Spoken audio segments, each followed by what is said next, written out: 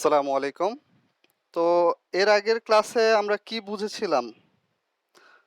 Loop পর্যন্ত, তাই না? আপনাদের রেসপন্স অনেক ভালো লেগেছে আমার। আসলে ১ম দিকে আমি যখন আপনাদের রেসপন্স গুলো চাচ্ছিলাম গ্রুপের মধ্যে যে কেউ দিচ্ছে না, কি ব্যাপার? যে কেউ আমি বলে দিলাম যে আপনারা এটা কাজটা গ্রুপে দিবেন। এরপর দেখতেছি কেউ দিচ্ছেন না। তখন আমার একটু খারাপ লাগছিল যে আসলে কেউ দিচ্ছে না, কি ব্যাপার? যে আসলে ক্লাস কি হইল না? নাকি মনোযোগ দিচ্ছে না? না কি কারণে?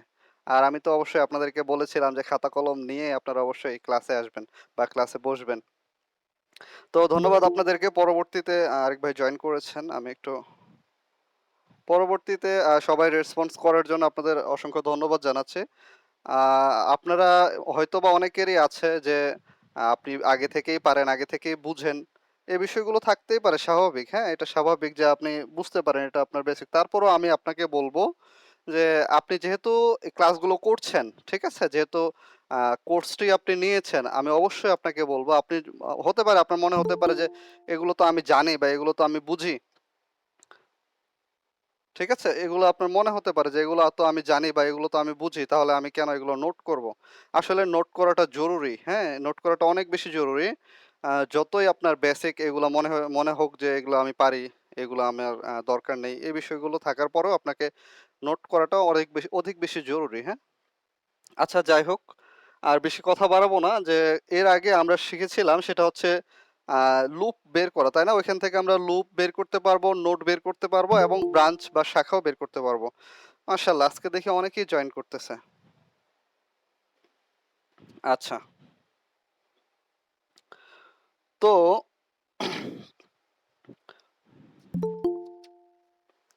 আরেক ভাই জয়েন করেছেন।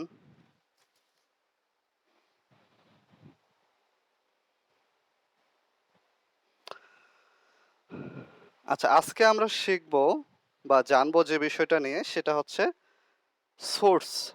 সোর্স নিয়ে আজকে আমরা জানবো। সোর্স বিষয়টা হচ্ছে আমরা তো আগেই জেনেছি আসলে সোর্স কি, তাই না?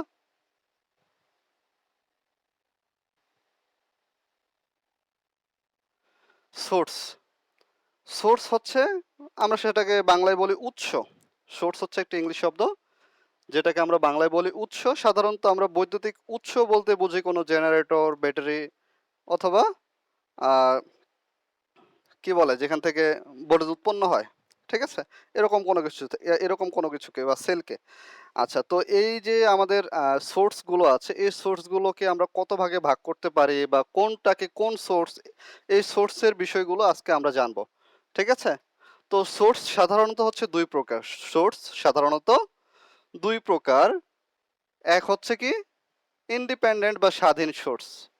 ইন্ডিপেন্ডেন্ট বা স্বাধীন সোর্স। আর দুই হচ্ছে ডিপেন্ডেন্ট বা পরাধীন সোর্স। ডিপেন্ডেন্ট যে অন্য কারোর উপর নির্ভর করে। আচ্ছা, ইন্ডিপেন্ডেন্ট সোর্স এটাকে আমরা সবাই চিনি। এই সোর্সকে,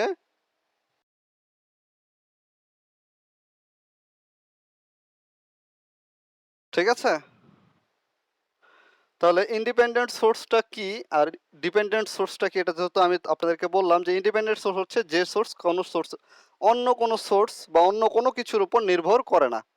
যে সোর্স অন্য কোনো কিছুর উপর নির্ভর করে না সেটা হচ্ছে ইন্ডিপেন্ডেন্ট সোর্স। আর ডিপেন্ডেন্ট সোর্স হচ্ছে যে সোর্স অন্য কোনো কিছুর উপর অন্য অন্য কোনো সোর্স বা অন্য কোনো কিছুর উপর নির্ভর করে। অন্য কোনো সোর্স বা অন্য কোনো কিছুর উপর নির্ভর করে, সেটা হচ্ছে ডিপেন্ডেন্ট সোর্স। আচ্ছা, ইন্ডিপেন্ডেন্ট সোর্স ইন্ডিপেন্ডেন্ট সোর্স হচ্ছে আবার দুইটি। সাধারণত এগুলোকে আমরা এরকম ভাবে চিনি। একটা হচ্ছে ভোল্টেজ সোর্স আর একটা হচ্ছে কারেন্ট সোর্স। ঠিক আছে? একটা হচ্ছে ভোল্টেজ সোর্স আর একটা হচ্ছে কারেন্ট সোর্স। এটা হচ্ছে ভোল্টেজ সোর্স আর একটা হচ্ছে কারেন্ট সোর্স। এখন ভোল্টেজ সোর্স বা কারেন্ট সোর্স কোনটা? আসলে ভোল্টেজ সোর্স, আমি আপনাদেরকে বলি, সাধারণত আমরা ভোল্টেজ সোর্স এটাকে চিনি না। এটা হচ্ছে ডিসি সার্কিটের জন্য ভোল্টেজ সোর্স। আর এরকম যদি কোনো সোর্স দেওয়া থাকে তীর চিহ্ন দিয়ে এরকম ভাবে, এটাকে আমরা কি বলি? এটা হচ্ছে আমাদের কারেন্ট সোর্স। ঠিক আছে? এখানে দেওয়া থাকে অ্যাম্পিয়ার, এখানে দেওয়া থাকে ভোল্ট। এই যে এই দুইটা আছে, এই দুইটা সরাসরি দেওয়া থাকে। ঠিক আছে? এখানে হয়তো বা দেওয়া থাকতে পারে 5 ভোল্ট, দেওয়া থাকতে পারে 10 ভোল্ট, দেওয়া থাকতে পারে 12 ভোল্ট, যে কোনো কিছু দেওয়া থাকতে পারে 220 ভোল্ট। ঠিক আছে? যে কোনো কিছু দেওয়া থাকতে পারে এখানে। এই যে এখানে নির্দিষ্ট একটা মান দেওয়া আছে, অর্থাৎ এই সোর্সটা অন্য কোনো সোর্সের উপর নির্ভর করছে না। ঠিক আছে? আর একই রকমভাবে এটা হচ্ছে যেহেতু কারেন্ট সোর্সে অ্যাম্পিয়ার দেওয়া থাকতে পারে, হতে পারে 10 অ্যাম্পিয়ার, হতে পারে 20 অ্যাম্পিয়ার, যে কোনো কিছু মান হতে পারে। ঠিক আছে? হতে পারে 100 অ্যাম্পিয়ার, যে কোনো কিছু মান হতে পারে। অর্থাৎ এই মানটা অন্য কোনো মানের উপর নির্ভর করছে না, অর্থাৎ সরাসরি এখানে একটা মান দেওয়া আছে। এটা হচ্ছে আমাদের ইন্ডিপেন্ডেন্ট বা স্বাধীন সোর্স। এই সোর্সগুলো অন্য কোনো সোর্সের উপর নির্ভর করে না। এখন যে সোর্সের নাম আমরা হয়তো আগে কখনো শুনি নাই, সেটা হচ্ছে আমাদের ডিপেন্ডেন্ট সোর্স। ঠিক আছে? আজকে আমরা এই বিষয়টা আমাদের কাছে নতুন। ইন্ডিপেন্ডেন্ট সোর্স আপনারা আগে থেকেই চিনতেন, জাস্ট আমি আপনাদেরকে একটা নাম বলে দিলাম, সেটা হচ্ছে ইন্ডিপেন্ডেন্ট বা স্বাধীন সোর্স। এই দুটাকে বলে ইন্ডিপেন্ডেন্ট বা স্বাধীন সোর্স। আজকে আমরা শিখবো হচ্ছে ডিপেন্ডেন্ট সোর্স। ডিপেন্ডেন্ট সোর্সের বিষয়টা কিভাবে আমি আপনাদেরকে একটু বলি। যে ডিপেন্ডেন্ট সোর্স আপনাকে তো একটু আগে আমি যেটা উল্লেখ করলাম, সেটা হচ্ছে যে ডিপেন্ডেন্ট সোর্স অন্যান্য সোর্সের উপর নির্ভর করে, অন্য সোর্সের উপর নির্ভর করে।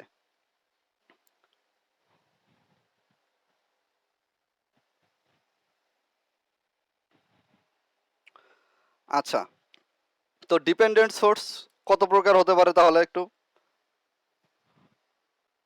ডিপেন্ডেন্ট সোর্স হচ্ছে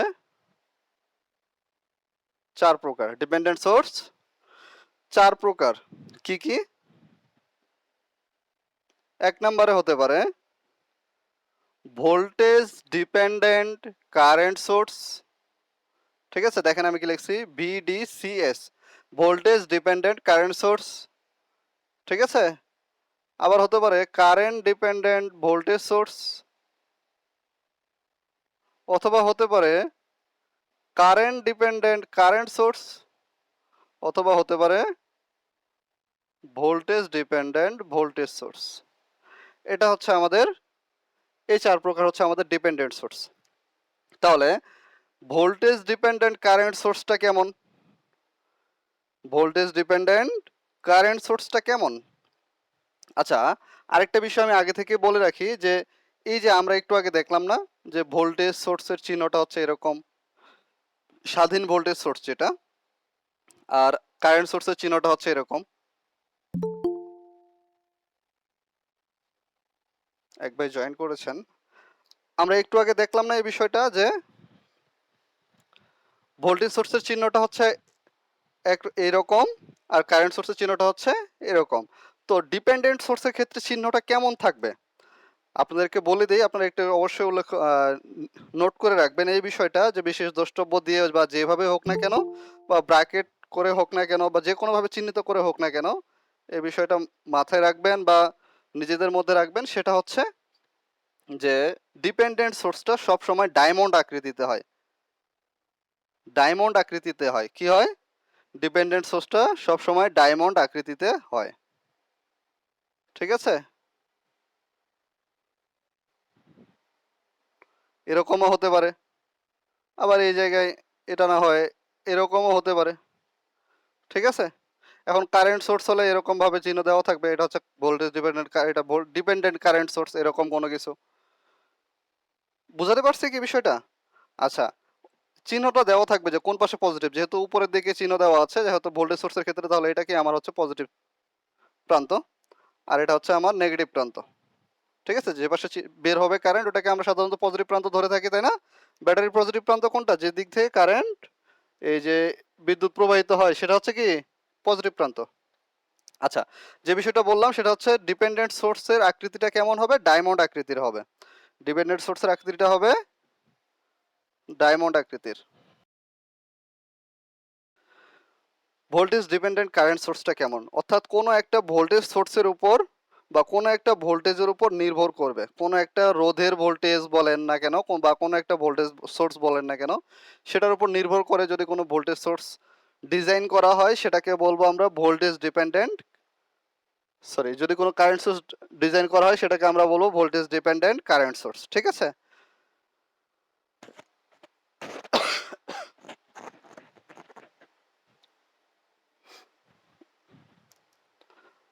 আচ্ছা, কোনটার ভাইয়া?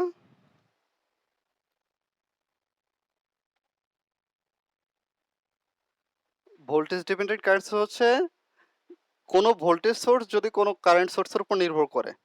কোনো ভোল্টেজ সোর্স যখন কোনো কারেন্ট সরি যখন কোনো কারেন্ট সোর্স কোনো ভোল্টেজ সোর্সের উপর নির্ভর করে তখন সেটাকে হচ্ছে ভোল্টেজ ডিপেন্ডেন্ট কারেন্ট সোর্স। এটা কিন্তু বোঝা যাচ্ছে দেখেন, ভোল্টেজ ডিপেন্ডেন্ট কারেন্ট সোর্স কোন সোর্স? কারেন্ট সোর্স কিসের উপর ডিপেন্ড করছে? ভোল্টেজের উপর। ভোল্টেজ সোর্স কিসের উপর ডিপেন্ড করছে? কারেন্টের উপর। কারেন্ট সোর্স কিসের উপর ডিপেন্ড করছে? কারেন্টের উপর। ভোল্টেজ সোর্স কিসের উপর ডিপেন্ড করছে? ভোল্টেজের উপর।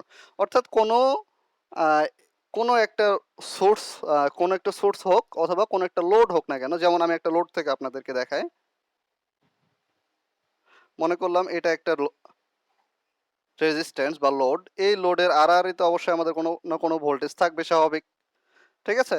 বলছে এই জায়গার ভোল্টেজ, এটাকে ধরলাম যে V0, এটার নাম দিলাম আমি, এই জায়গার ভোল্টেজটা ধরলাম V0। এই জায়গার ভোল্টেজ যদি হয় V0, তাহলে আমাদেরকে এখানে একটা ডিপেন্ডেন্ট সোর্স দিয়ে দিছে মনে করুন। তো এখানে একটা ডিপেন্ডেন্ট সোর্স দিয়ে দিলে চিহ্ন দিতেছে এইদিকে, তাহলে এই পাশ দিয়ে কারেন্টটা প্রবাহিত হবে। তাহলে এই জায়গায় কি দিতেছে? V0, অর্থাৎ এখানে দিতে পারে 2V0, 5V0, অর্থাৎ আমি এখানে একটা মান ধরলাম অথবা মনে করলাম 2, যাই হোক ধরলাম, যেহেতু সব কিছু ধরেই নিছি। তো এই যে, তাহলে এই দেখেন এই যে ভোল্টেজ সোর্স, এই যে কারেন্ট সোর্সটা আছে, ভোল্টেজ ডিপেন্ডেন্ট কারেন্ট সোর্স, ঠিক আছে? ভোল্টেজ ডিপেন্ডেন্ট এত দিয়ে সাথে দিয়ে দিছে অ্যাম্পিয়ার, তাহলে আমাদেরকে বুঝতে হবে এটা হচ্ছে কারেন্ট সোর্স, যে 2V0 অ্যাম্পিয়ার। তাহলে এটা হচ্ছে কারেন্ট সোর্স। এখন V0টা কোথায়? এই V0টা এখান থেকে আমাদের বের করতে হবে, এটা সার্কিটের মধ্যেই দেওয়া থাকবে। ঠিক আছে? এগুলো কঠিন কোনো কিছু না, অনেক ইজি। হ্যাঁ, মানে স্বাধীন সোর্সের থেকে পরাধীন সোর্সটা আরো বেশি ইজি। ঠিক আছে? আপনারা হয়তো বা এর আগে কখনো এগুলো দেখানো হয় নাই, আপনাদেরকে কেউ দেখায় নাই, আমি দেখালাম এই জায়গা থেকে।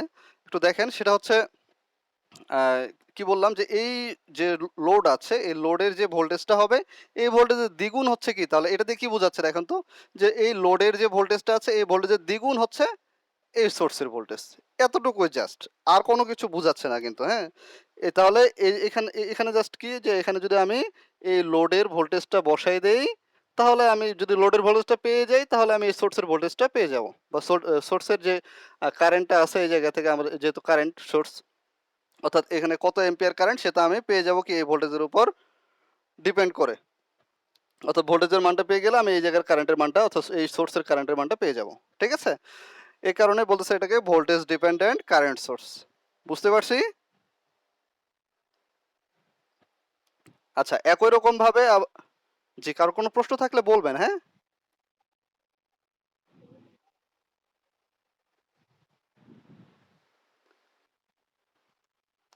জি, আচ্ছা, আপনারা বুঝতে পারলে আমি সার্থক, আপনারা না বুঝতে পারলে আমার এত কথা বলা একেবারে ব্যর্থতায় পরিণত হতো।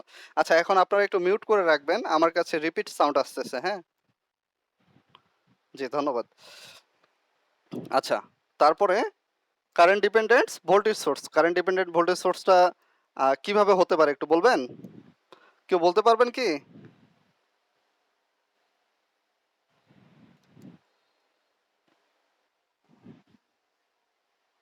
হ্যাঁ, কারেন্ট, এখানে ভোল্টেজ সোর্স। হ্যাঁ, এখানে হচ্ছে এখন ভোল্টেজ সোর্স।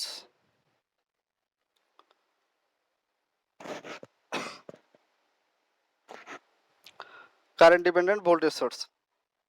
একই রকম ভাবে এখানে যেহেতু আমি একটা রেজিস্ট্যান্স দিয়েছিলাম, আবারও দিলাম। এখানে একটা ডায়মন্ড আকৃতির দিয়েছিলাম, আবারও দিলাম। ঠিক আছে?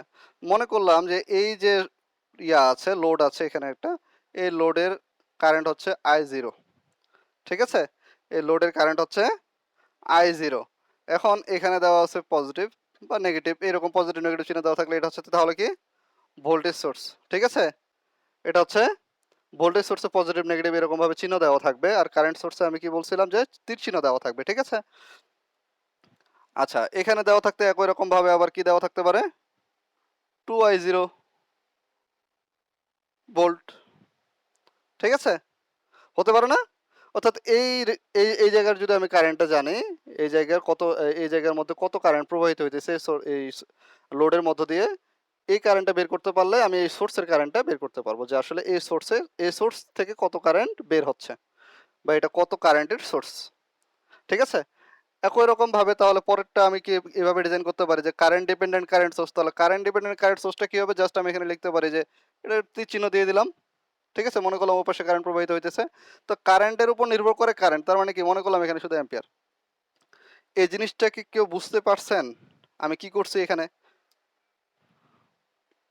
যে এই জায়গার বা এই লোডের যে কারেন্টটা ছিল এই কারেন্টটার উপরই ডিপেন্ড করতেছে কে, এটা যে এই যে আই এর উপর আই জিরো আই টু, যদি আই জিরো মানটা আমি বের করতে পারি, অর্থাৎ এই আই জিরোর মানটা যদি আমি বের করতে পারি তাহলে এই সোর্সের মানটা আমি পেয়ে যাব। এটা হচ্ছে তাহলে কারেন্ট ডিপেন্ডেন্ট কারেন্ট সোর্স। ঠিক আছে, এখন 3 নাম্বারে চলে আসছে কিন্তু কারেন্ট ডিপেন্ডেন্ট কারেন্ট সোর্স। তাহলে এখন ভোল্টেজ ডিপেন্ডেন্ট ভোল্টেজ সোর্সের ক্ষেত্রে আমি এখানে আমার একটা মান দেওয়া আছে, মনে করলাম V0 voltage dependent voltage source, তাহলে এখানে 2V0 দিলাম। সাপোজ এখানে 2 কেন হবে, এটা যে 2 ফিক্সড এমন না, এখানে যে কোনো কিছু হতে পারে, এই কারণে আমরা এখানে কে ইউজ করতে পারি ফিক্সড মানের কারণ, ফিক্সড মানের জন্য, হ্যাঁ স্থির মানের জন্য কে ইউজ করতে পারি বা যে কোনো কোনো কিছু ইউজ করতে পারি, জাস্ট আমাদের এখানে বোঝাটাই হচ্ছে ফ্যাক্ট। এগুলা কিন্তু তেমন কোনো কিছু না, আমাদেরকে জাস্ট বিষয়গুলো মাথায় নেওয়া এবং দেখা বা এই জিনিসগুলোর সাথে পরিচিত হওয়াটাই হচ্ছে আমাদের মূল উদ্দেশ্য। ঠিক আছে, অথবা যদি অঙ্কের মধ্যে হঠাৎ করে আমি অঙ্ক করাই এগুলো দিয়ে, তখন তো প্রশ্ন করে বসবেন যে আসলে এগুলো কি বা কোথা থেকে আসলো। বিষয়গুলো অনেক ইজি, যেগুলোর সাথে জাস্ট আমরা আপনাদেরকে আমি শুধু কি পরিচিত করাচ্ছি। আচ্ছা ধরলাম এখানে 2, অর্থাৎ তাহলে 2V0 ভোল্ট, তাহলে এটা হচ্ছে আমার ভোল্টেজ সোর্সের ক্ষেত্রে প্লাস মাইনাস হবে, ধরলাম এখানে প্লাস এখানে মাইনাস। ঠিক আছে, যেটা যেরকম ভাবে হয় এটা তো অবশ্যই সার্কিটের মধ্যে দেওয়া থাকবে, যখন সার্কিট আমাদেরকে ক্যালকুলেশন করতে বলবে তখন সার্কিটের মধ্যে এগুলো সব দেওয়া থাকবে। ঠিক আছে, তাহলে আমাদের সোর্স বিষয়টা নিয়ে সম্পূর্ণ ক্লিয়ার তো নাকি? কারো কোনো প্রশ্ন আছে সোর্স নিয়ে? ও আচ্ছা, 2 আর কে এখানে হচ্ছে তো যে কোনো একটা ফিক্সড নির্দিষ্ট একটা মান থাকতে পারে যে কোনো কিছু। আমি কি বলছিলাম যে কোনো ডিপেন্ডেন্ট সোর্স হচ্ছে কি, যে সোর্স অন্য কোনো সোর্স বা অন্য কোনো মাধ্যমের উপর বা অন্য কোনো কিছুর উপর ডিপেন্ড করবে। হ্যাঁ, যেমন হচ্ছে এখানে অন্য কোনো সোর্স, অন্য কোনো লোডের ভোল্টেজ হোক বা কোনো অন্য যে কোনো কিছুর ভোল্টেজের উপর নির্ভর করবে।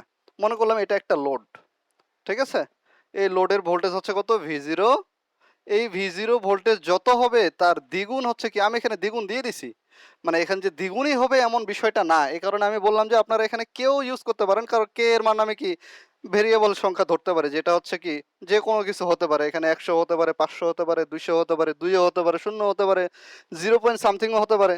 এই কারণে আমি বললাম যে আপনারা এখানে কে ধরতে পারেন বা কে লিখতে পারেন, জাস্ট আমাদের বিষয়টা হচ্ছে জাস্ট বোঝার জন্য।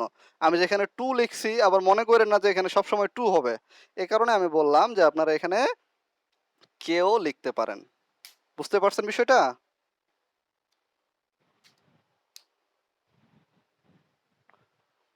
প্রশ্ন থাকলে বলবেন, হ্যাঁ।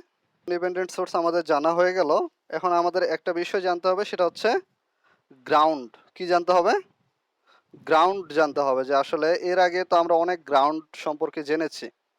এই সার্কিট মানে এই বিষয়গুলো সার্কিট ক্যালকুলেশন করার জন্য অনেক ইম্পর্ট্যান্ট, যে আসলে আমি যদি বিষয়গুলো সম্পর্কে সুস্পষ্ট ধারণা না রাখি তাহলে সার্কিট ক্যালকুলেশন করা, হয়তো আমি ক্যালকুলেশন করতে পারবো, অনেক ভালো ম্যাথ পারি, কিন্তু আমার বেসিকটা দুর্বল রয়েই যাবে। ঠিক আছে, আমি চাচ্ছি যে বেসিক যেন ক্লিয়ার থাকে। ঠিক আছে, তাহলে সোর্স আমাদের কমপ্লিট মোটামুটি আলহামদুলিল্লাহ। আপনারা একটু নোট করে রাখবেন বিষয়গুলো, আমি কিন্তু আবার দেখব। আজকে কালিটা কেমন যেন পড়ে। আচ্ছা, তাহলে যেটা বলতেছিলাম গ্রাউন্ড,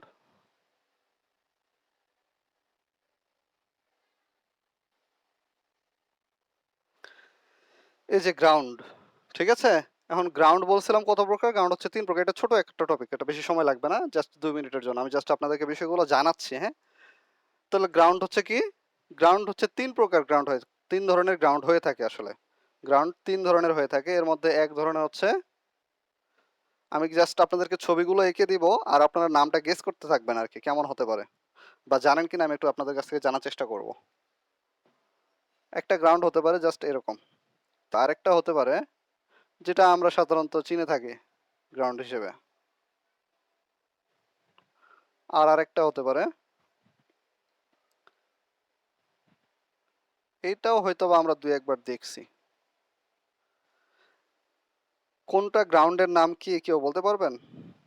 আচ্ছা যাই হোক আমি বলতেছি, হ্যাঁ আমি বলতেছি, এটা হচ্ছে চেসিস গ্রাউন্ড। কি গ্রাউন্ড? এটা মইয়ের মতো দেখতে না, এই কারণে এটার নাম হচ্ছে চেসিস গ্রাউন্ড। কি গ্রাউন্ড? Chassis ground. এটা হচ্ছে শুধু গ্রাউন্ড।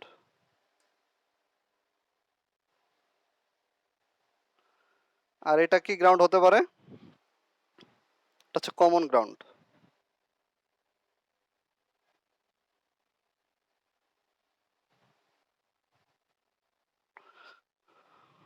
বিষয়গুলো হচ্ছে কি যে নামটা যেরকমই হোক এই বিষয়গুলো শুধু জানা যে আমাদের কাছে এটা হচ্ছে একটা গ্রাউন্ড, এটা হচ্ছে একটা গ্রাউন্ড। সার্কিটে যেন গ্রাউন্ড দেওয়া থাকলে বা গ্রাউন্ড করা থাকলে বা শর্ট করা থাকলে, গ্রাউন্ড করা থাকলে তো শর্ট করা থাকবে, এটা তো হিসাব করতে হবে না তখন। বাস এই কারণে হচ্ছে এই জিনিসটা আমাদেরকে জানা যে আসলে এটা যে একটা গ্রাউন্ড, বা একটা সার্কিটে চিহ্ন দেওয়া আছে আমি চিনলামই না যে এটা কি, বা এরকম একটা চিহ্ন দেওয়া আছে আমি চিনলাম না যে এটা কি, তাহলে তো আমাদের ক্ষেত্রে সার্কিটটা হিসাব করতে ভুল হবে। এই কারণে আমাদের এই বিষয়গুলো জানতে হবে যে এগুলো হচ্ছে কি এক একটা গ্রাউন্ড। ঠিক আছে? ক্লিয়ার তো? এটা এটুকু তো ক্লিয়ার নাকি? এটুকু তো আর কিছু নাই, এতটুকুই।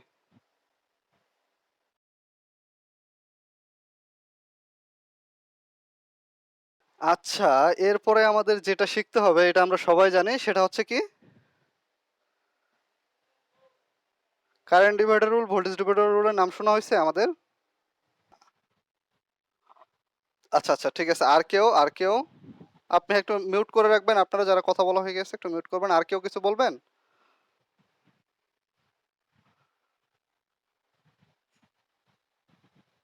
আচ্ছা, এক একজন করে, একজন একজন করে বলেন। যে আরেকজন মিউট করে রাখবেন, একজন বলার পরে মিউট করে রাখবেন।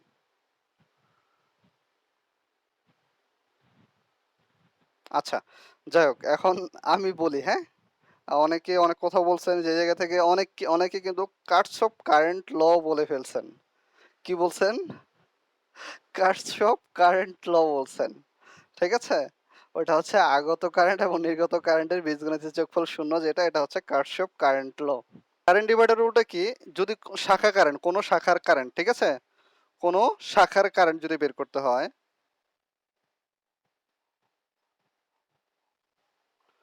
কোনো শাখার কারেন্ট বলতে আমরা কি বুঝবো, কি বলবো বলেন বলেন তো? প্রথমে হচ্ছে মোট কারেন্ট।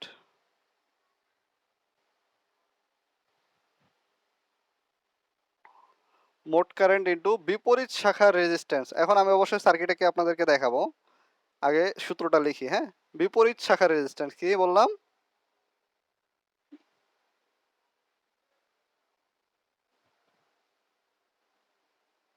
বিপরীত শাখার রোধ লিখলাম, হ্যাঁ?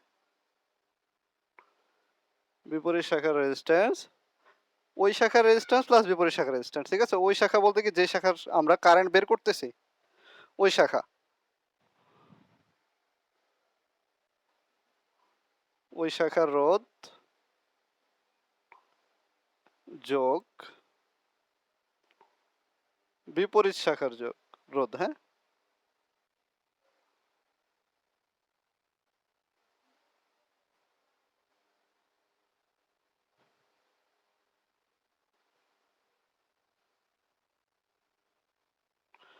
আচ্ছা, এই সূত্রটা একটু তুলে রাখেন, আমি আপনাদেরকে সার্কিট দিয়ে বোঝাচ্ছি, হ্যাঁ?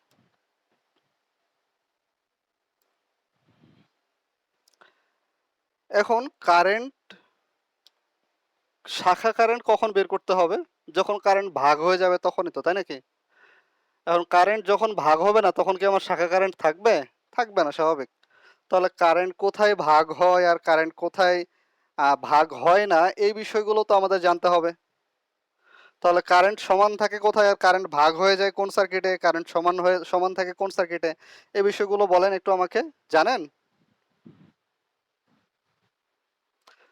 সিরিজ সার্কিটে কারেন্ট সমান থাকে, তাহলে শাখা কারেন্ট বের হবে আমার প্যারালাল সার্কিটে, তাই না?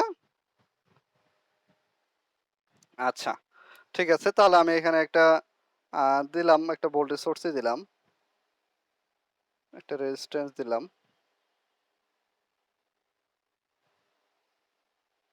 এখানে একটা শাখা দিলাম,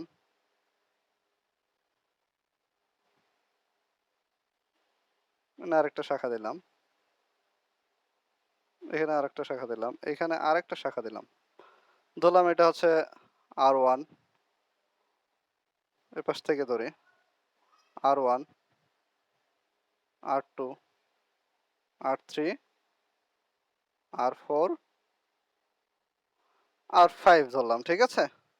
আচ্ছা, মনে করলাম যে আমি R2 এর কারেন্ট, R3 এর কারেন্ট, R4 এর কারেন্ট, R5 এর কারেন্ট, কোনটার কারেন্ট আপনারা বের করতে চান ফার্স্টে বলেন, নাকি R1 এর কারেন্ট বের করবেন?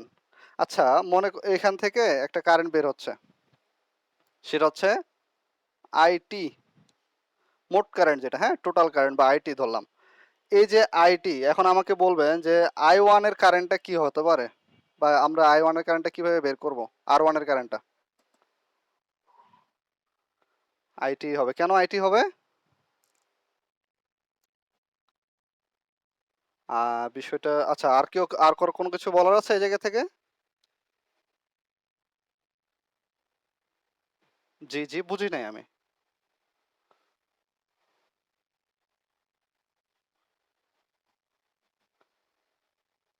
আচ্ছা। জি, জি, জি, ধন্যবাদ। আচ্ছা, আমি একটা বিষয় বলি, সেটা হচ্ছে কি যে এই যে আমাদের R1 টা আছে, এটা কি সিরিজে আছে না প্যারালালে আছে কেউ বলতে পারবেন? সিরিজে আছে। আচ্ছা, আমরা প্যারালালে কখন বলি? যখন হচ্ছে কারেন্টটা ভাগ হওয়া যায় বা একাধিক রাস্তা থাকে, তাই না? সিরিজ সার্কিট, প্যারালাল সার্কিটে যদিও আমরা এখনো যাই না, তারপরেও আমি আগে বলি আপনাদেরকে যে সিরিজ সার্কিট হচ্ছে কোনটা। যদিও আমি প্যারালাল সার্কিট এখানে একটা আঁকছি, এই কারণে আমাকে সিরিজ সার্কিটের একটা সংজ্ঞা আপনাদেরকে দেওয়া লাগছে যে যেই সার্কিটে কারেন্ট চলাচলের জন্য শুধুমাত্র একটি মাত্র রাস্তা থাকে, সেটাকে আমরা কি বলি? সিরিজ সার্কিট বলি, তাই না? যে সার্কিটে কারেন্ট চলাচলের জন্য একটি মাত্র রাস্তা থাকে, সেটা হচ্ছে সিরিজ সার্কিট। এখন দেখুন তো, এই জায়গা থেকে যে মোট কারেন্টটা বের হয়েছে, এই পর্যন্ত, এখানে আসা পর্যন্ত, ঠিক আছে, ঠিক এই মুহূর্ত পর্যন্ত একটা রাস্তায় ছিল না, তার জন্য চলাচলের একাধিক রাস্তা কি ছিল? ছিল না, যার কারণে এটা হচ্ছে আমাদের সিরিজে আছে, ঠিক আছে। এখন এর পরে দেখতেছি একাধিক রাস্তা, এই পাশে একটা রাস্তা আসছে, এদিকে একটা রাস্তা গেছে, এই সবগুলো তাহলে কিতে আছে? প্যারালালে আছে। আরেকটা বিষয় আমাদের প্যারালালে বোঝার জন্য, আরেকটা শর্ত বা আরেকটা বিষয় আমরা মাথায় রাখতে পারি বা বুঝতে পারি এইরকম ভাবে বিষয়টাকে, যদি কোনো লোড বা কোনো রোধের, এই যে একাধিক রোধ আছে, এর দুই প্রান্ত কি একটা বিন্দুতে যুক্ত আছে না? সবগুলোর প্রান্তগুলো এক বিন্দুতে, এগুলো সবগুলোর প্রান্তগুলো একই বিন্দুতে যুক্ত আছে না? একই বিন্দুতে, যদি একই বিন্দুতে যুক্ত থাকে তাহলে এগুলোকে আমরা প্যারালাল বলতে পারবো। আচ্ছা, প্যারালাল তো আমরা চিনি, তাই না? সিরিজ প্যারালাল আপনারা চিনেন, আমি যতটুকু বিশ্বাস রাখি আপনাদের উপর এতটুকু যে আপনারা সিরিজ প্যারালাল চিনেন। এটা নিয়ে হয়তোবা আমার একটু বেশি কথা বলা হইতেছে, আপনারা হয়তোবা একটু বিরক্তও হতে পারেন এই জায়গা থেকে। যে সিরিজ প্যারালাল বোঝানোর কোনো কিছু নেই, ঠিক আছে। যদি বোঝানোর কোনো কিছু থাকে আমাকে বলবেন যে ভাই আমি এটা বুঝি নাই, ঠিক আছে, আমাকে অবশ্যই বলবেন যদি কেউ না বুঝে থাকেন। তাহলে এই জায়গা থেকে আমি যদি R2 এর কারেন্টটা বের করতে চাই, R2 এর কারেন্টটা আমি কিভাবে বের করব? যেটাকে আমি I2 ধরলাম, ঠিক আছে। তাহলে I2 এর কারেন্টটা আমি কিভাবে বের করব? এখানে দেখা যাক যে I2 সমান আমি কি লিখতে পারি? অবশ্যই আগে মোট কারেন্ট লিখবো, এই পর্যন্ত যে কারেন্টটা আসছে এটা হচ্ছে মোট কারেন্ট, তাই না? মোট কারেন্ট ইনটু বিপরীত শাখা রেজিস্ট্যান্স। আচ্ছা, বিপরীত শাখা, R2 এর বিপরীত শাখা কোনটি হতে পারে বলেন তো আমাকে একটু? R2 এর বিপরীত শাখা কোনটা? আচ্ছা, আর কেউ কোনো কিছু বলবেন?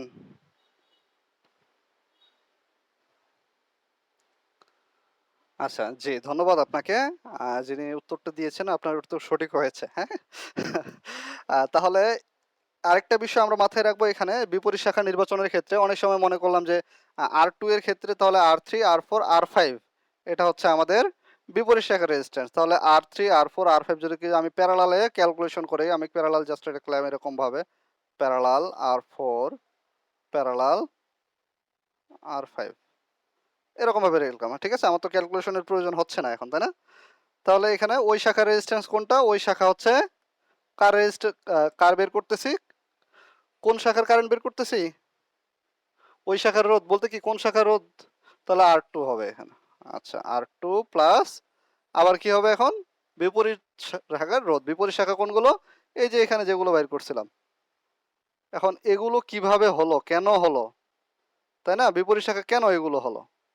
এরকম তো আমাদের মধ্যে প্রশ্ন থাকতেই পারে, বা কেন হলো এরকম ভাবে প্রশ্ন আসতেই পারে মনের মধ্যে কারো। সেক্ষেত্রে আমি একটু ক্লিয়ার করি বিষয়টা, যে যেই শাখায় ভাগ হবে, এই যে এই জায়গায় আসার পরে কার কার সাথে ভাগ হচ্ছে? এর সাথে ভাগ হচ্ছে, এর সাথে ভাগ হচ্ছে, এর সাথে ভাগ হচ্ছে, তাই না, এখানে আসার পরে। এখন এই জায়গায় আসার পরে বিপরীত শাখা তো এগুলো। যদি আমি I3 বলতাম, I3-র ক্ষেত্রে এখানে IT দিলাম, এখানে বিপরীত শাখা কোনগুলো হতো?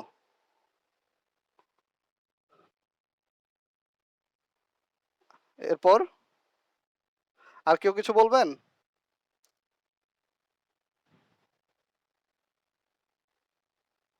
আর কারো কিছু বলার আছে এই বিষয়টাতে, যিনি উনি উনি কি সঠিক বলছে?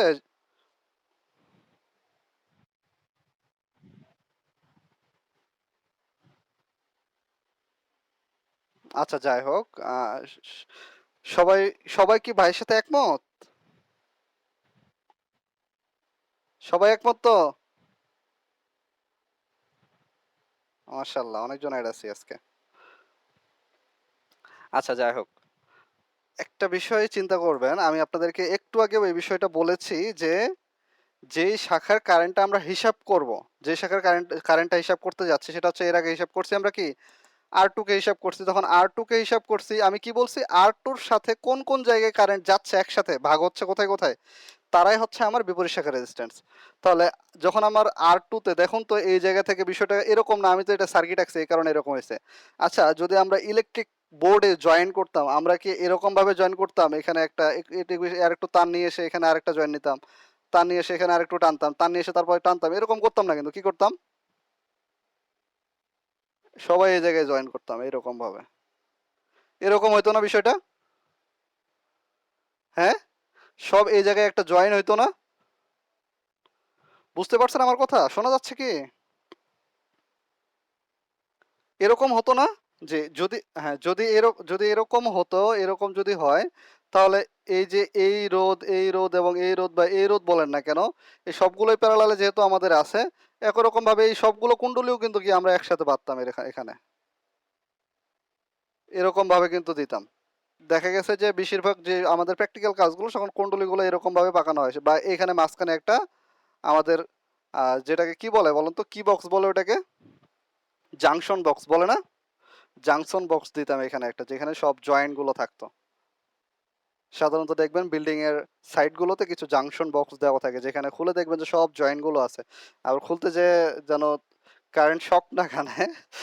আচ্ছা, যাই হোক, আপনার ইঞ্জিনিয়ার মানুষ, শক খাবেন না আমি জানি, তারপরেও একটু সাবধান করলাম।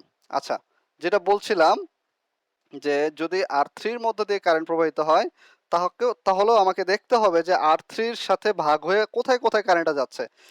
এই পর্যন্ত কারেন্ট কিন্তু ঠিক ছিল, একেবারে ঠিক। আপনি আরেকজন এক ভাই বিষয়টা বললো, আর কে বলছে আমি খেয়াল করি নাই, কারণ আমার ফুল স্ক্রিন করা আছে। আর এখান থেকে যদি আমি মোট কারেন্ট, আমার এখান পর্যন্ত মোট কারেন্ট আসছে, ঠিক আছে, এরপরে মোট কারেন্ট আসার পরে বললো যে ভাই বললেন যে এখানে আগে কারেন্টটা বের করতে হবে, পরে এই পাশেরটা। আসলে বিষয়টা এরকম না, হ্যাঁ, কারণ যদি আমি এই জায়গার কারেন্টটা বের করতে চাই, তখনও আমার কি মোট কারেন্ট হচ্ছে মোট কারেন্টই, কারণ এই জায়গার কারেন্টটা বের করার ক্ষেত্রেও কি আমার এই কারেন্ট এবং এই শাখার যে কারেন্ট আছে, কারেন্ট, এই শাখাগুলো আমার প্যারালালে আছে কার সাথে, এই যে এই শাখার সাথে। ঠিক একই রকম ভাবে আমি যদি আবার এটার কারেন্ট বের করতে যাই, তখনও দেখবো যে এই শাখা এবং এই শাখা কি আছে, প্যারালালে আছে। অর্থাৎ আমার মোট কারেন্টটা এসে, অর্থাৎ এই শাখায় কারেন্ট ঢোকার সময় যেই শাখায় কারেন্টগুলো ভাগ হয়ে যাচ্ছে, আমি যেই শাখার কারেন্টটা বের করব, ওই শাখায় কারেন্টটা ঢোকার সময় অন্যান্য যেই শাখায় কারেন্টটা ভাগ হয়ে যাচ্ছে, ঠিক আছে, যেই শাখায় আরো কারেন্ট ড্রপ হচ্ছে বা ভাগ হয়ে যাচ্ছে, বিভক্ত হয়ে যাচ্ছে, ওই শাখাগুলোই হচ্ছে আমার বিপরীত শাখা। এই জায়গা থেকে আমারও ছোটবেলায়, বলতে আমি যখন অ্যাডমিশনে, আমিও যখন ফার্স্ট টাইম আসি 2019-এ এদিকে, তখনও আমার একটু এরকম কনফিউশন ছিল, যখন নতুন নতুন আসি। এই কারণে এই বিষয়টাকে আমি একটু জোর দিয়ে বুঝালাম, হ্যাঁ। আমি আহ, যতটুকু ভাবতেছি যে আপনারা এখন ক্লিয়ার আছেন, তারপরও যদি সমস্যা থাকে বলবেন যে এই জায়গাটায় এখনো আমার একটু প্রবলেম রয়ে গেছে, ঠিক আছে, একটু বলেন আমাকে কারো সমস্যা থাকলে।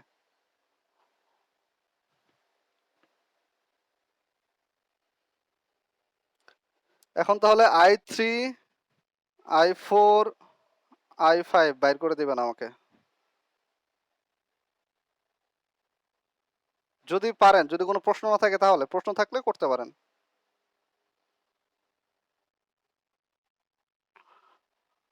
আচ্ছা, I2,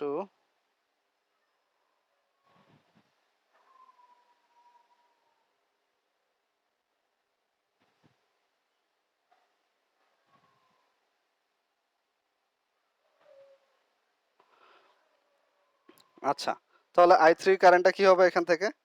এই কারণে তো আমি বললাম, আপনারা কি বুঝেছেন বিষয়টা? আমি কি বলছি?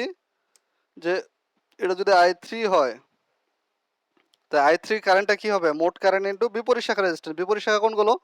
বললাম যে যেই শাখায় কারেন্টটা আমরা হিসাব করতেছি ওই শাখার সাথে সাথে যেই শাখাগুলোতে কারেন্টটা ভাগ হয়ে যাচ্ছে সব শাখাগুলো হচ্ছে আমাদের বিপরীত শাখা, ওই শাখার জন্য বিপরীত শাখা। তাহলে এই শাখার কারেন্ট যদি আমরা বের করতে যাই, এই শাখার কারেন্ট ভাগ হওয়ার সময় এই শাখা এবং এই শাখা একসাথে যেতেছে, তাহলে এখানে বিপরীত শাখা হবে কি? R2 parallel R4 parallel R5।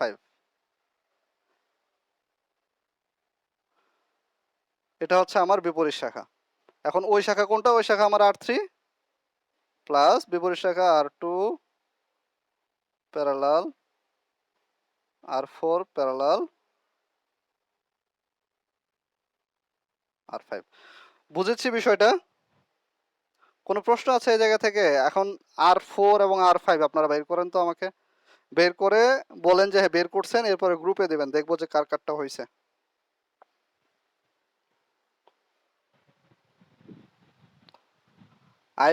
I4 এবং I5 আপনারা বের করবেন। এখান থেকে যদি কোনো সমস্যা থাকে বা কোনো প্রশ্ন থাকে অবশ্যই আমাকে করতে পারেন, হ্যাঁ? এমন না যে প্রশ্ন করা যাবে না, প্রশ্ন করতে পারেন, কোনো সমস্যা নেই। আমি তো এখানে মেইন থিমটাই লিখি নাই, যেটা হচ্ছে কি কারেন্ট ডিভাইডার।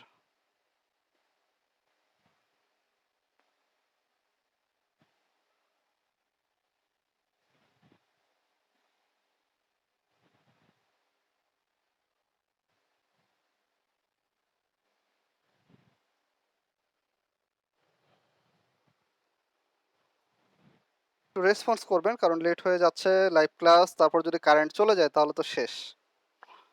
ঠিক আছে?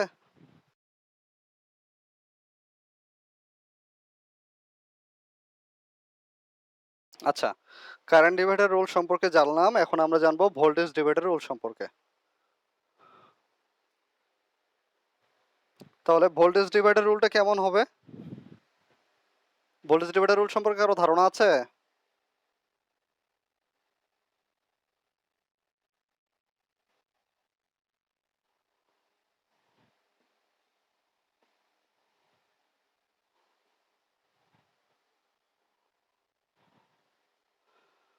ভোল্টেজ ডিভাইডার রুল যদি শাখার ভোল্টেজ, আচ্ছা আরেকটা বিষয় আগে ক্লিয়ার করা দরকার, যেটা আমি কারেন্টের ক্ষেত্রে ক্লিয়ার করছিলাম, সেটা হচ্ছে যে ভোল্টেজ সমান থাকে কোথায়, ভোল্টেজ ভাগ হয়ে যায় কোথায়। এখন ভোল্টেজ যদি সমান থাকে তাহলে তো আমাদের শাখার ভোল্টেজ বা ভোল্টেজ ভাগ করা ভোল্টেজটা আমাদের বের করার কোনো প্রয়োজন হয় না, তাই না? এখন যেখানে ভাগ হয়ে যায় সেখানের ভোল্টেজটা আমাদেরকে বের করতে হবে। তাহলে আমাদেরকে আগে জানতে হবে যে সিরিজে ভোল্টেজ ড্রপ হয় আর প্যারালালে ভোল্টেজ সমান থাকে। তাহলে এর আগে আমরা কারেন্ট বের করলাম কোথায়?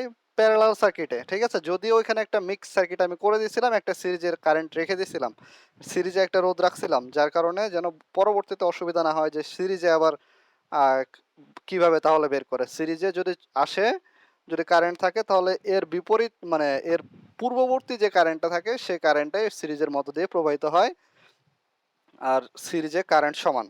ঠিক আছে? যার কারণে দেখা গেছে যে মোট কারেন্টটাই ওইখানে এর ভিতর দিয়ে প্রবাহিত হয়।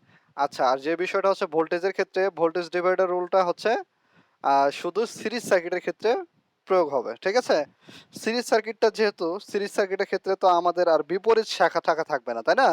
তাহলে সিরিজ সার্কিটের ক্ষেত্রে কি হবে?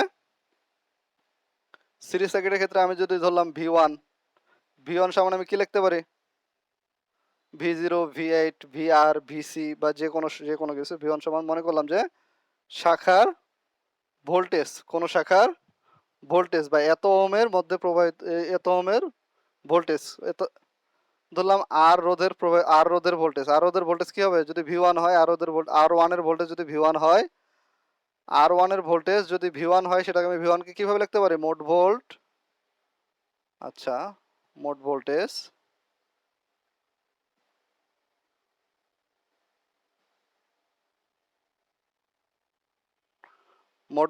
ইন্টু ওই শাখার ভোল্টেজ। ঠিক আছে? ওই শাখার রেজিস্ট্যান্স, ওই শাখার, এর আগে দেখেন নিচে দিচ্ছিলাম ওই শাখার রোধ। ঠিক আছে? এখন মোট ভোল্টেজ ইন্টু ওই শাখার রোধ।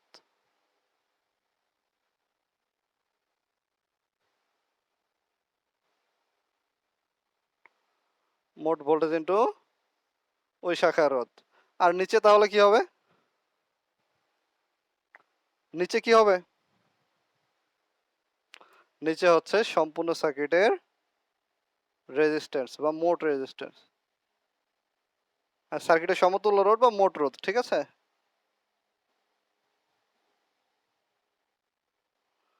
মোট রোধ। যেহেতু আমাদের সিরিজ সার্কিট হবে, ধরলাম যে এটা হচ্ছে একটা সিরিজ সার্কিট।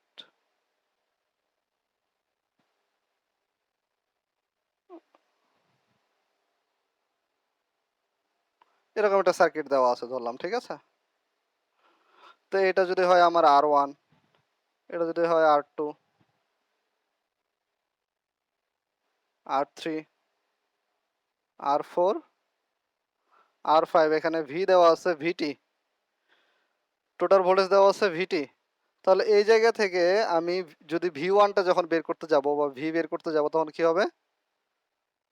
কোন শাখার ভোল্টেজ লিখি, হ্যাঁ এখানে লিখি কোন শাখার ভোল্টেজ বা শাখার ভোল্টেজ।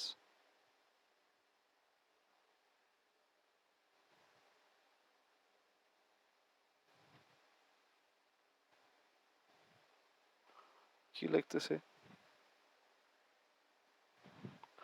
আচ্ছা, শাখার ভোল্টেজ। তাহলে শাখা ভোল্টেজ এখানে যদি V1 লিখি, V1টা আমরা তাহলে কিরকম ভাবে লিখবো? V1 সমান হচ্ছে ভিটি ইন্টু ওই শাখার রোধ কোনটা? R1। আর মোট রোধ মানে কি? যেহেতু সিরিজে মোট রোধ মানে কি বলেন তো? সিরিজে মোট রোধ মানে সবগুলোর যোগফল। R1 plus R2 plus R3 plus R4 plus R5। বুঝতে পারছি?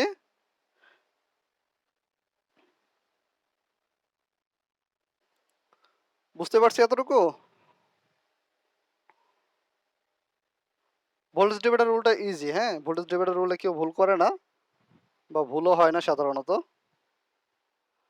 আর কারেন্ট ডিভাইডার রুলটাতে অনেকে প্যাচ লাগায় অনেক সময়। যেন প্যাচ না লাগে এই কারণে আমি একটু ক্লিয়ার করছি বিষয়টা সম্পূর্ণভাবে। তারপরও যদি সমস্যা হয় তাহলে অবশ্যই আমাকে জানাতে হবে, হ্যাঁ? তাহলে ভোল্টেজ ডিভাইডার রুল ক্লিয়ার। এখন যদি আমি V2 বা V3 বা V4 বা V5 বের করতে বলি, বের করতে পারবেন না? আচ্ছা, সেক্ষেত্রে নিচে একই হবে, হ্যাঁ? নিচে একই হবে। শুধু আমি যদি এখানে V2 বের করতে যাই, তাহলে এখানে আমার শুধু R2 হবে। এখানে আমি যদি V3 বের করতে যাই, এখানে শুধু আমার R3 হবে। এখানে V5 বের করতে গেলে এখানে শুধু R5 হবে। সেম সবকিছু, ঠিক আছে? আচ্ছা, তাহলে এখন আমরা সার্কিটে ঢুকবো। আমি কিছু সার্কিট আপনাদেরকে দেব। এটা একটু ট্রাই করেন সবাই। আরেকবার ট্রাই করেন যে হয়েছে কিনা। আচ্ছা, 3.33 সবার আসছে? 3.33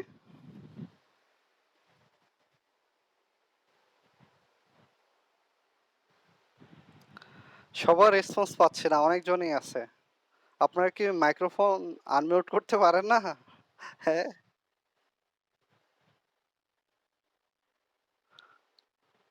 আচ্ছা ধন্যবাদ। এরপরে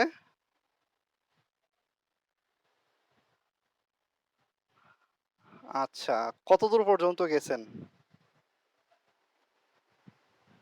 দেখেন এই অঙ্কগুলো কিন্তু ক্যালকুলেটর ছাড়াও করা যায়। একটু আমি বলি, হ্যাঁ? দেখেন, আমাদের অবশ্যই শেষ থেকে হিসাব করতে হয়, আপনারা জানেন তাই না? যেহেতু শেষ থেকে হিসাব করতেছেন তাহলে 6 আর 2 8 হইতেছে। 8 এর সাথে 8 কি অবস্থায় থাকবে? এই যখন এটা 8 হয়ে যাবে, 8 এর সাথে 8 এর সাথে এই 8 কি অবস্থায় থাকবে? প্যারালাল অবস্থায়। তাহলে যদি 8 এর একটু আনমিউট করে রাখবেন, হ্যাঁ? আমার রিপিট হইতেছে। আচ্ছা 8, তাহলে 8 আর 8 যদি প্যারালাল করা হয় তখন 4 হয়ে যায় কিন্তু, হ্যাঁ? একই সংখ্যা যদি প্যারালাল করে 4 হয়ে যায়। তার মানে এই 3টা শাখা থেকে একটা রেজিস্ট্যান্স পাইছি, সেটা হচ্ছে 4। ওই 4 এর সাথে এই 8 তাহলে কি অবস্থা থাকবে? সিরিজ হয়ে থাকবে। তাহলে 8 আর 4 এ কি হলো? 12 হইলো। এই যে এখানে একটা এই সবগুলো মিলে একটা পাইলাম 12, আর এখানে একটা 12 আছে। তাহলে 12 আর 12 আবার প্যারালাল করলে কি হয়ে যাবে? 6 হয়ে যাবে। তাহলে এই পর্যন্ত সবগুলো মিলে পাইছি 6। এখন 6 এর সাথে 12 আছে সিরিজে, এই 2 ও আছে সিরিজে, অর্থাৎ এখানে একটা 6 পাইছি আরকি। এটা এই রেজিস্ট্যান্সটা 6 হয়ে গেছে সবগুলো মিলে। তাহলে 6 আর 2 8, 8 আর 12 হচ্ছে 20। আর 20 আর 4 এখন আমাকে প্যারালাল করলেই হয়ে যায়। তাহলে 20 ইন্টু 4 আর 20 যোগ 4 নাকি?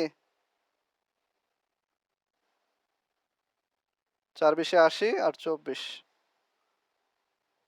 তাহলে 3 24 কত হয়? হ্যাঁ হ্যাঁ, বুঝি নাই, কি বলছেন ভাই?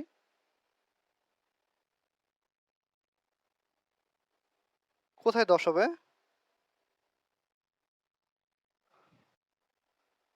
আচ্ছা আমরা করি না, দেখা যাক কি হয়। হ্যাঁ হ্যাঁ, আমি দেখতেছি। আচ্ছা, এটাকে যদি 4 দিয়ে গুণ করি কি হয়? 4 দিয়ে গুণ করলে কি হবে? 80 বেশি হয়ে যাবে না? যেহেতু 24 আছে এখানে, তাহলে আমাকে 3 দিয়ে করতে হবে। তাহলে 3 4 এ কত হয়? 3 4 এ 12 2, হাতে থাকলো 1, 3 দুগুণে 6 আর একে 7 72।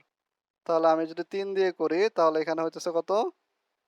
72। 3 24 এবং 72 এখানে থাকে 8, তাই না? এই যে 8 এখানে থাকতেছে আবার 8, 72 এখানে 8 থাকে। এখন যদি আমি পয়েন্ট দিই তাহলে 0, এখন আবার এরকম ভাবে আবার 72 3 দিয়ে করলে। ঠিক আছে? আবার এরকম ভাবে 8, তার মানে 3 3 3 3 3 3 আসতেই থাকবে। তার মানে অ্যান্সার আমাদের কত? 3.33। এখন কারো যদি সমস্যা হয় আমাকে বলবেন, হ্যাঁ? যে কেন 3.33 হলো?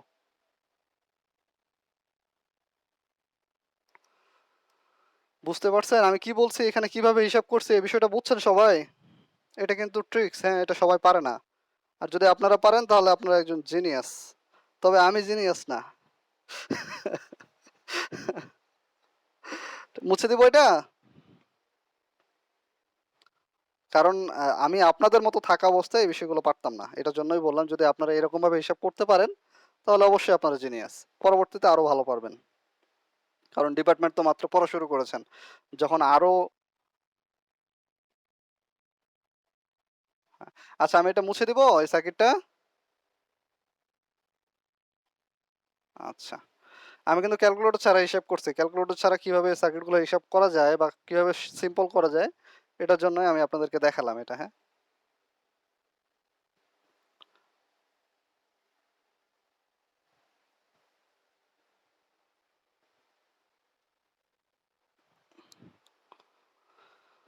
আরো ২ একটা সার্কিট দেই নাকি?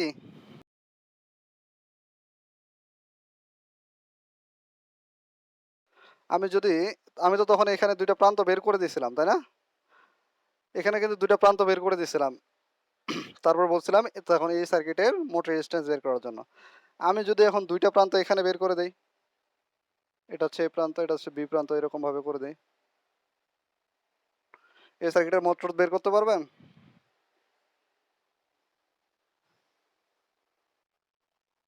করেন তো।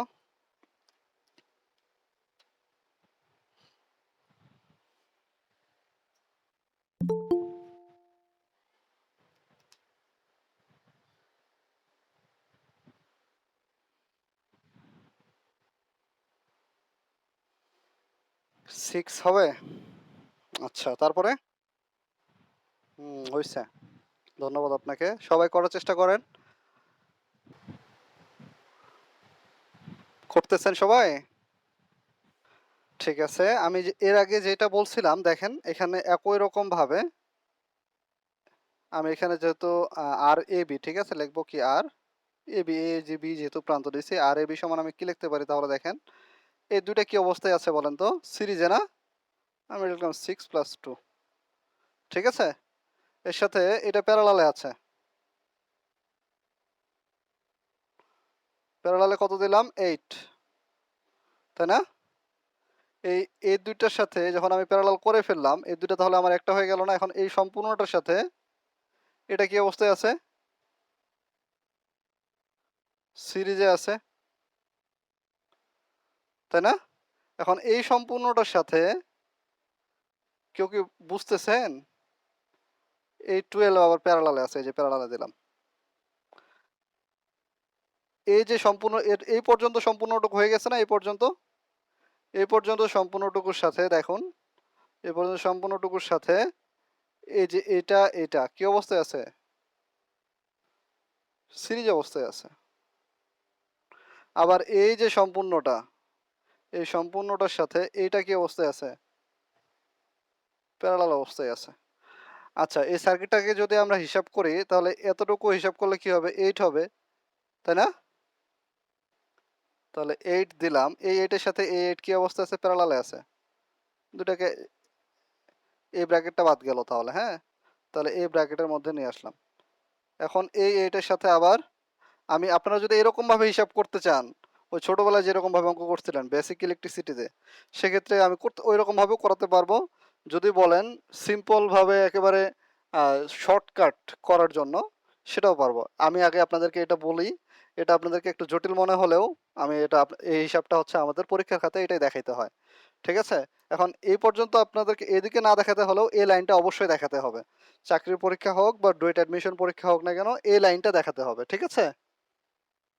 এই লাইনটা অবশ্যই দেখাইতে হবে, তারপর আপনি উত্তর লিখতে পারবেন। আপনি সরাসরি সার্কিট থেকে আমি আর এ বি সমান 6 লিখতে পারতাম, এটা হবে না। আমি সার্কিট দেখে বুঝতে পারতেছি যে এখানে অ্যান্সার 6, কিন্তু আমি এখানে অ্যান্সার 6 লিখলে সরাসরি এটা কাউন্ট হবে না। ঠিক আছে? আমাদেরকে এই লাইনটা আগে লিখতে হবে, এরপরে আমাদের অ্যান্সারটা বের করতে হবে। এখন এরপরের লাইনগুলো কিভাবে হয়েছে? তাহলে এখানে 8 ছিল, 8 এর সাথে 8 প্যারালালে আছে। ঠিক আছে? 8 এর সাথে 8 প্যারালাল হয়ে কত হয়? এটুকু একটু ডিরেক্টলি লিখি তাহলে, হ্যাঁ? যতটুকু লেখা যায় এখানে। এরপরে এখন আপনি শর্টকাট করতে পারলে করতে পারেন, সমস্যা নাই। এখানে 8 হইল না? 2 আর 6, 8, 8 এর সাথে 8 প্যারালালে আছে। তাহলে 8 এর সাথে 8 প্যারালাল করলে কি হয়? 4 হয়। যদি একই, হ্যাঁ, একই সংখ্যা হয় তাহলে তার অর্ধেক হয়ে যাবে। 2 দিয়ে ভাগ করলেই হবে। ঠিক আছে? আচ্ছা, এই 4 এর সাথে 8 কি অবস্থায় আছে? যোগ অবস্থায় আছে। এখন বাকিটুকু লিখি, হ্যাঁ? এটার সাথে প্যারালাল আছে হচ্ছে 12 প্লাস 2 প্লাস 4, প্যারালাল হচ্ছে 12। ঠিক আছে? আচ্ছা, এখন দেখা যায় কি আবার, যে এখানে যোগ করলে 12 হয়। এই 12-র সাথে 12 প্যারালালে আছে। 12 এই 12-র সাথে এই 12 প্যারালালে আছে। তাহলে বললাম যে একই সংখ্যা যদি হয়, যদি প্যারালালে হয় তাহলে ওই সংখ্যাকে 2 দিয়ে ভাগ করলেই হবে। তাহলে 12কে 2 দিয়ে ভাগ করলে কত হয়? 6। তাহলে এখান থেকে এই দুইটা থেকে বের হবো কি আমার? 6। এর সাথে কি আছে? যোগ আছে 2 প্লাস 4। এই সবগুলোর সাথে দেখুন, এই যে এই সবগুলোর সাথে যখন এটা এটুকু তো করে ফেলছি, এটুকু থেকে 6 বের হইছে। এরপরে যোগ 2 যোগ 4। আচ্ছা, এর সাথে প্যারালালে কি আছে? এর সাথে প্যারালালে হচ্ছে আমার 12। তাহলে এখানে যোগ করে কত হচ্ছে আমার? 12, 12। ঠিক আছে? নিচে দেখা যায় সমান বললাম না, একই সংখ্যা যদি আমরা ভাগ করি তাহলে কি হয়ে যায়? 2 দিয়ে ভাগ করলেই হবে। তাহলে একই সংখ্যা যদি প্যারালাল করি তাহলে 2 দিয়ে ভাগ করলেই হবে। তাহলে 6। ক্লিয়ার?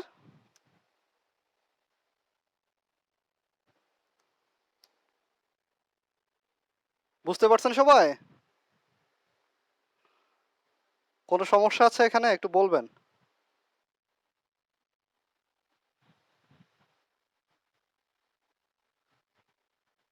হ্যাঁ, হ্যাঁ, প্রথম লাইনটা লিখলে প্রথম অ্যান্সার, পরে অ্যান্সার লিখলেও হবে, সমস্যা নাই। কিন্তু প্রথম লাইনটা আপনাকে লিখতে হবে, হ্যাঁ? ওইটা হচ্ছে সোর্সের আড়াআড়িতে আছে না? দেখুন একটু বিষয়টা একটু ভাবুন, যে শেষে যে আমাদের যেটা বের হইছে যে এই সবগুলো যোগ করে একটা,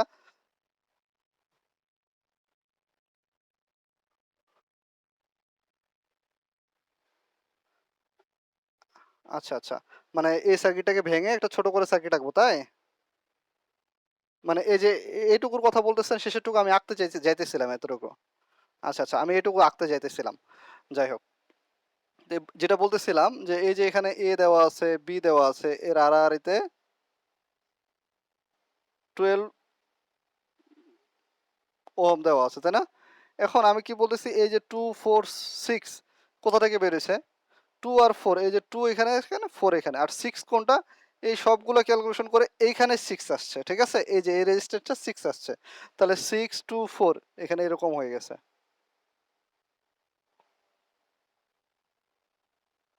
6 2 4। এখন 6 2 4 যোগ করলে কি হয়? 12 হয়ে যায় না? তাহলে এটা এরকম ভাবে আছে এখন।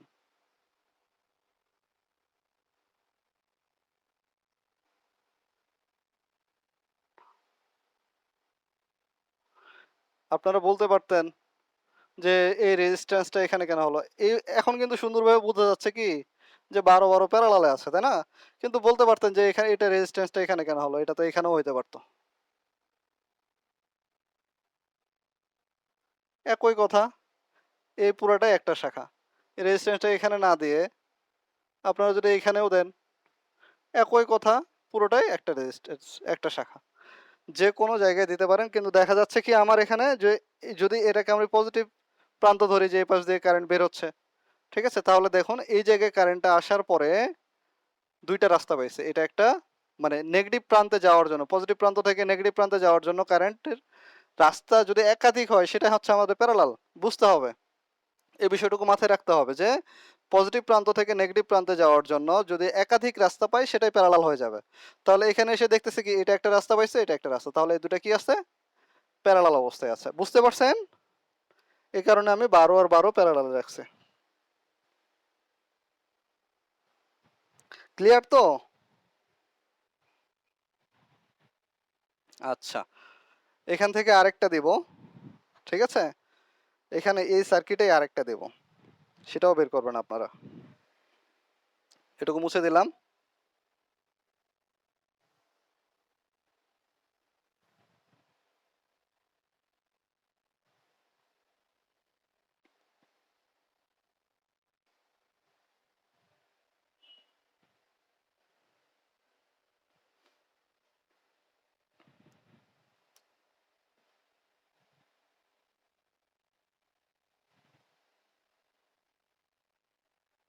এখানে যদি এখন আমি লিখি এরকম ভাবে এ বি, এটার ইকুইভ্যালেন্ট রেজিস্ট্যান্স কি হবে? বের করতে পারবেন? ট্রাই করেন সবাই। তারপরে আমি এরপরে আর সার্কিট করাবো না, বাকি সার্কিটগুলোর ছবি আপনাদেরকে দিয়ে দিব বা পিডিএফ দিয়ে দিব, ঠিক আছে? কত হবে? 4.5। হ্যাঁ, 4.5। ধন্যবাদ আপনাকে। সুন্দর সুন্দর পারতেছেন আপনি।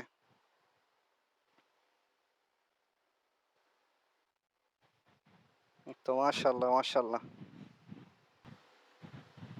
সবার হয়েছে? যাদের হচ্ছে না বা মিলতেছে না, সময় লাগতেছে, তা আমাকে বলবেন, আমি করে দেবো অঙ্কটা, হ্যাঁ? আচ্ছা, ঠিক আছে। এখানে তেমন কোনো কিছু না, ঠিক আছে? এখানে তেমন কোনো কিছু না, আমাদেরকে বিষয়টা দেখতে হবে যে এ পাশেরটা তো আমরা আগে থেকে বুঝতেছি, তাই না?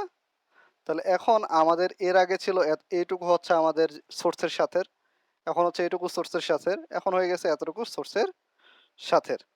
আচ্ছা, এখন একটু যদি ভাবা যায়, একটু একটু যদি ভাবা যায়, তাহলে এটাকে কি কোনোভাবে কোনোভাবে ক্যালকুলেশনের দিকে নিয়ে যাওয়া যায় কিনা, কোনোভাবে, কোনো একটা দিক থেকে, কোনো একটা দিক থেকে। এখন দেখা যায় যে এই যে এখানে যেটুকু আছে এটুকু কি অবস্থায় আছে এটার সাথে, একটু একটু দেখেন এই বিষয়টা যারা পারতেছেন না, হ্যাঁ? যে এই যে এই 12 ওহমের সাথে 2, 4 এবং 12 কি অবস্থায় আছে? 2, 4 এবং 12 হচ্ছে সিরিজে আছে না? আর 12 এর সাথে 3টা মিলে আছে প্যারালালে। তাহলে 2 আর 4 এ হচ্ছে কত? 6 আর 12 অর্থাৎ 18 এটার সাথে আছে প্যারালালে। এটা একটা, আর এই পাশ থেকে একটা আসতেছে। তাহলে এখান থেকে একটা আমরা করে রাখতে পারি, এ পাশ থেকে একটা করে রাখতে পারি। তাহলে আমি যদি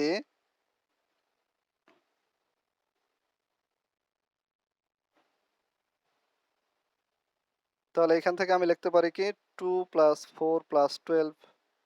আপনারা এই পাশ থেকেও শুরু করতে পারেন, কোনো সমস্যা নাই, হ্যাঁ? যে দিক থেকে করেন। এর সাথে প্যারালাল আছে হচ্ছে কি 12। ঠিক আছে? এর সাথে প্যারালাল আছে 12। এখন এই জায়গায় একটা জিনিস, আরেকটা জিনিস হচ্ছে কি যেটা বলতেছিলাম এই পাশ থেকে আসার জন্য। তাহলে এখানে যে আমাদের 2 আর 6 8 হয়ে গেছে, এটা তো আমরা বুঝতেছি। তাহলে আমি এরকম ভাবে যদি ওই পাশ থেকে আসতাম তাহলে কি লিখতাম? 2 প্লাস 6 প্যারালাল হচ্ছে 8। তারপরে 2 প্লাস 6 প্যারালাল 8, তারপরে এই 8 হচ্ছে সিরিজে থাকবে। এখন এই যে 8টা সিরিজে থাকলো, এর সাথে এই 12 আছে কি প্যারালালে? এই লাইন বাদ দিয়ে দিলাম, হ্যাঁ? এ পাশ থেকে করতেছি। এ পাশ থেকেও করা যাবে, সমস্যা নেই। আমি এ পাশ থেকে করছি, যেহেতু সবাই এ পাশ থেকে করতেছেন এই কারণে এ পাশ থেকে নিলাম। আচ্ছা, তাহলে প্রথমে করলাম কি, এই দুইটা যোগ করছি সিরিজে, যেহেতু এই দুটো যেহেতু সিরিজে যোগ করছি, এরপরে এই দুটো সিরিজের সাথে এটা হচ্ছে প্যারালালে, সিরিজের সাথে প্যারালালে নিছি। এখন এই দুটো যখন আমার প্যারালালে চলে আসছে এক জায়গায়, তাহলে এখানে একটা রেজিস্ট্যান্স হয়ে গেছে না তিনটা মিলে, তখন এইটা কি একটা না শাখা, তাহলে এটা কি এর সাথে সিরিজে, এই যে সিরিজে রাখছি। এরপরে দেখুন এই যে এইটা, এটা এবং এটা আমার হিসাব করা হয়ে গেছে, তার মানে কি এটা এ এবং এই তিনটা মিলে আমার এখানে একটা শাখা তৈরি হয়েছে, তাই না? এই তিনটা এবং এইটা অর্থাৎ এই চারটা মিলে আমার এখানে একটা শাখা তৈরি হয়েছে। তাহলে এই শাখার মধ্যে এরকম ভাবে আমার রেজিস্ট্যান্স দেখাইতেছে এখন,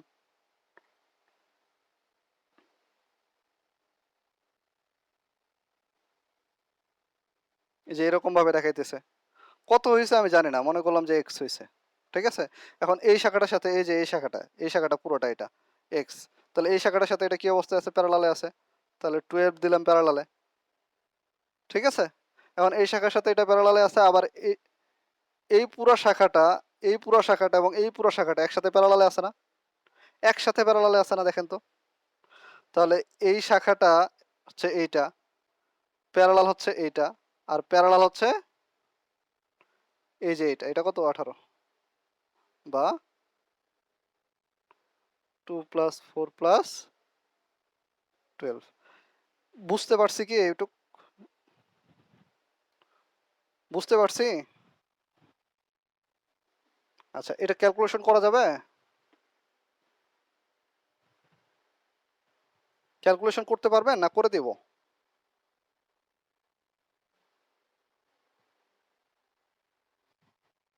আচ্ছা, তাহলে 2 এবং 6 মিলে কি হলো 8, তাহলে 8 প্যারালাল 8 প্লাস থাকলো 8। ঠিক আছে, তারপরে প্যারালাল হচ্ছে 12, প্যারালাল হচ্ছে এখানে যোগ করলে কি হবে 18। তাহলে এখানে কি হইতেছে 4 4 হইতেছে 8 8 হইতেছে 4, 8 এবং 8 কত হইতেছে 4 হইতেছে, প্লাস 8, প্যারালাল 12 ছিল, প্যারালাল 18 ছিল। তাহলে কত হয় 4 এবং 8 এ 12, প্যারালাল 12, প্যারালাল হচ্ছে 18। এখন এটা করলেও হবে, করে দেখুন এখানে কত আসে।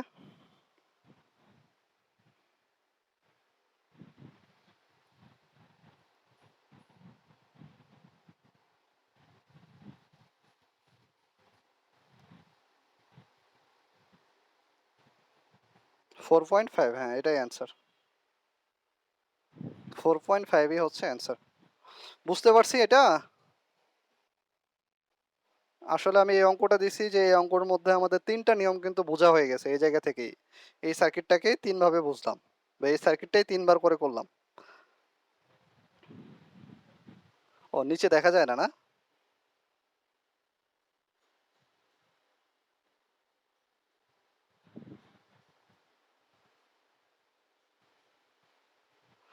আচ্ছা,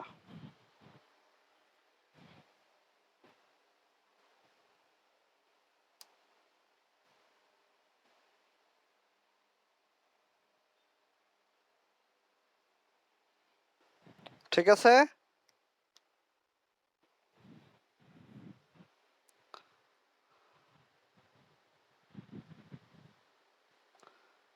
আজকে সবাই যুক্ত আছেন, আসলে অনেক ভালো লাগছে, এখানে একটা ভালো লাগা কাজ করে। হ্যাঁ, আপনারা এখানে যুক্ত আছেন 6 জন, আর এখানে আছেন 7 জন, 6 7 হচ্ছে 13 জন, আমি সহ 14 জন। যাই হোক, 26 জনের ব্যাচে 14 জন উপস্থিত আছে, বাকিরা হয়তো প্রবলেম আছে, ভিডিও ক্লাসটা দেখে নেবে। আচ্ছা, সবার তো ক্লিয়ার নাকি? ঠিক আছে, তাহলে আজকের মতো ক্লাস শেষ করে দেব। হ্যাঁ, ঠিক আছে, ধন্যবাদ সবাইকে। ভালো থাকবেন, সুস্থ থাকবেন, আর ভালোভাবে পড়াশোনা করবেন একটু মনোযোগ দিয়ে।